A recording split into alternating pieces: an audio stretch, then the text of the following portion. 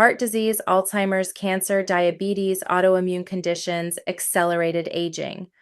Researchers now believe that a single biological process is the underlying driver of almost every major chronic disease affecting people today.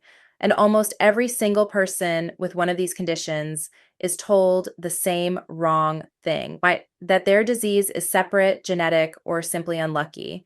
What they are almost never told is that chronic inflammation was likely building silently in their body for years or even decades before the diagnosis, and that it was measurable, addressable, and in many cases, preventable.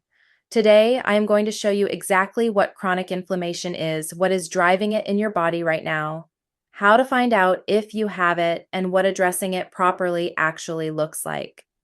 Before we talk about what makes inflammation dangerous, I want to make sure you understand what it actually is, because inflammation itself is not the enemy.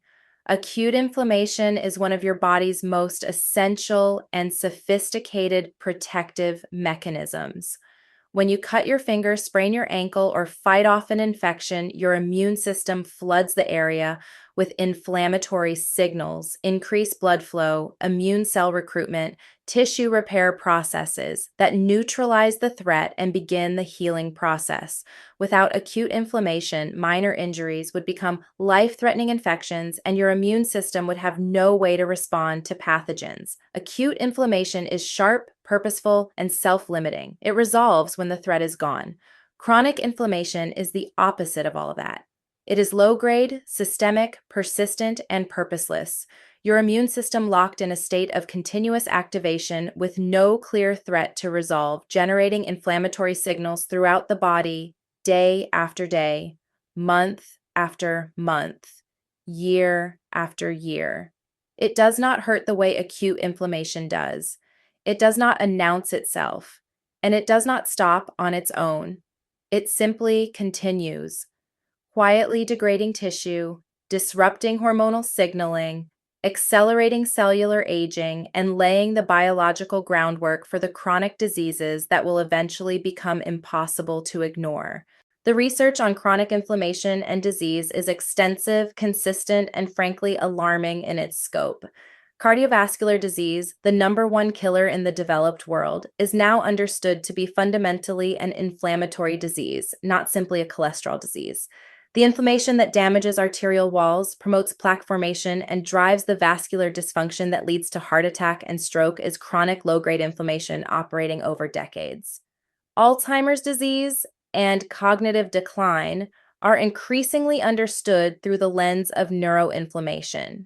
Chronic inflammatory activity in the brain that disrupts neural communication, promotes the accumulation of amyloid plaques, and accelerates the neurodegeneration that produces dementia. Type 2 diabetes is both driven by and drives chronic inflammation. Insulin resistance promotes inflammatory signaling, and inflammatory signaling worsens insulin resistance in a self-reinforcing cycle that is extraordinarily difficult to interrupt without addressing the inflammation directly.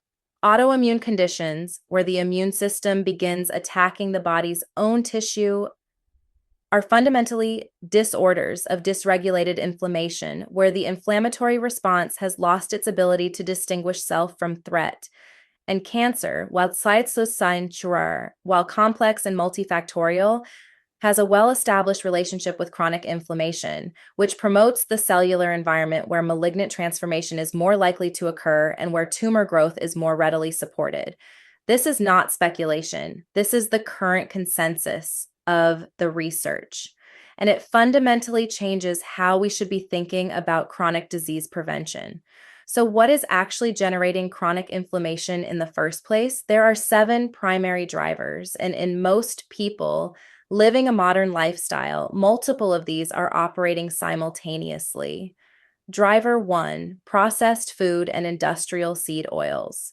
The modern food supply is one of the most potent drivers of chronic inflammation ever introduced into human biology. Refined sugar drives inflammatory cytokine production directly. Industrial seed oils, corn oil, soybean oil, canola oil, sunflower oil are extraordinarily high in omega-6 fatty acids that, in the quantities consumed in a modern diet, promote systemic inflammatory signaling at the cellular level.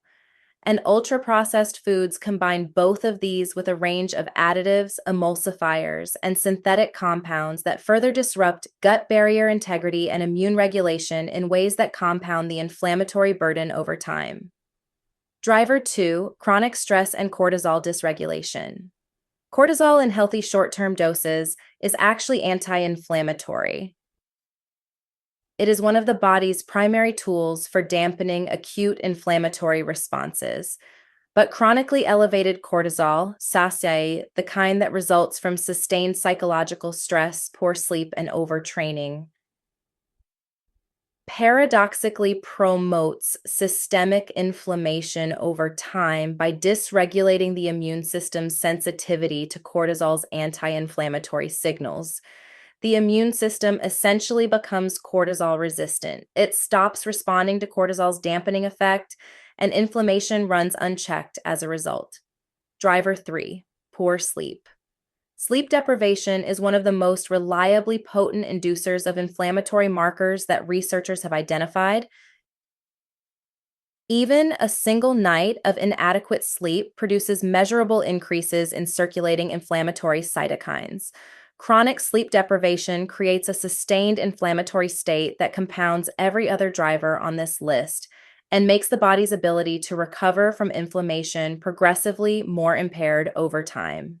Driver 4, excess visceral fat. Visceral fat, the deep abdominal fat that accumulates around the organs, is not metabolically inert. It is an active endocrine tissue that continuously produces pro-inflammatory cytokines, including TNF-alpha and interleukin-6, that drive systemic inflammation throughout the body. This is why excess belly fat is not just a cosmetic issue.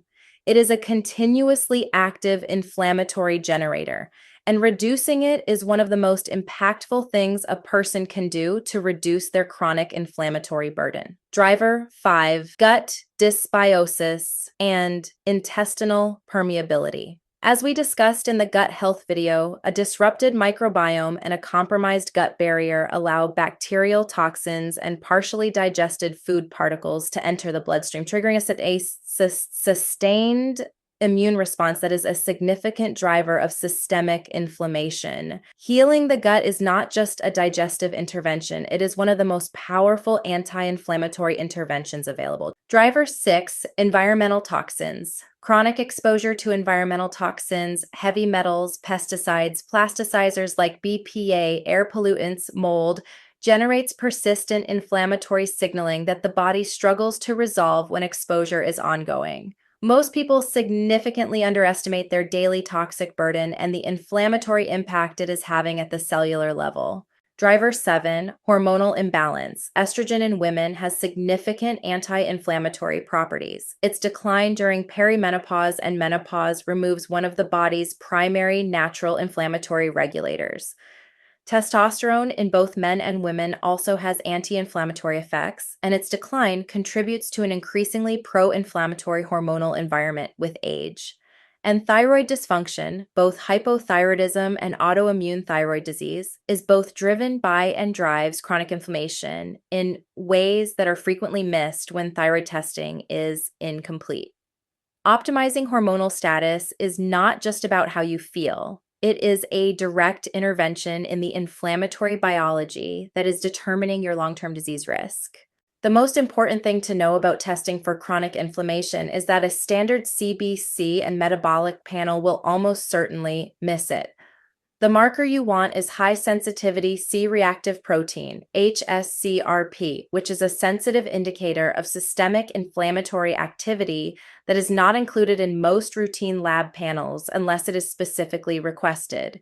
Homocysteine, fibrinogen, and oxidized LDL are additional markers that provide a more complete picture of inflammatory burden and cardiovascular inflammatory risk. And a full hormone panel is essential. So because as we discussed, hormonal status is both a driver of and a target of chronic inflammation, and you cannot get a complete inflammatory picture without understanding the hormonal environment. Once you know where your inflammatory burden actually stands, the protocol to address it follows the drivers: reducing processed food and seed oils, stabilizing blood sugar, prioritizing sleep, managing cortisol, supporting gut barrier integrity, reducing toxic burden where possible, and optimizing hormonal status. These are not separate interventions. They are a single integrated approach to removing the conditions that sustain chronic inflammation and restoring the biological environment where your immune system can function the way it was designed to. The body wants to resolve inflammation. It just needs the right conditions to do it. Chronic inflammation is not inevitable. It is not genetic destiny. It is a biological state driven by specific, identifiable, addressable causes.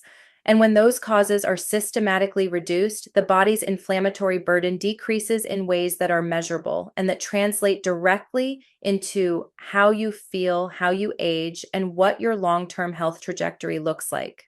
The starting point is knowing where you actually stand. We have a free hormone quiz at defynaturalaging.com. Because hormones and inflammation are deeply connected, and understanding your hormonal picture is one of the most important first steps in understanding your inflammatory burden. Go to defynaturalaging.com and take the quiz. Because the damage chronic inflammation does is silent, but so is the healing when you give your body what it actually needs.